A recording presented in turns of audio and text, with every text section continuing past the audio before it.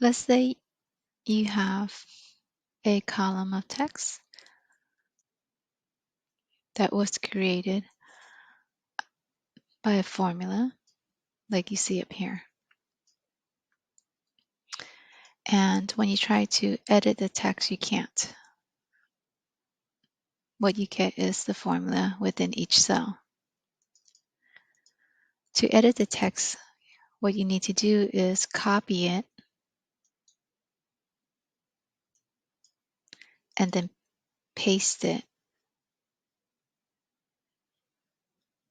as paste values only. Now you can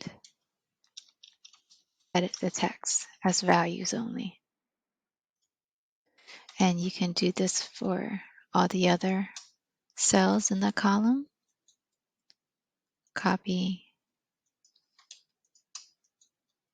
paste special, paste value only. And now each of these cells can be edited. And that's it.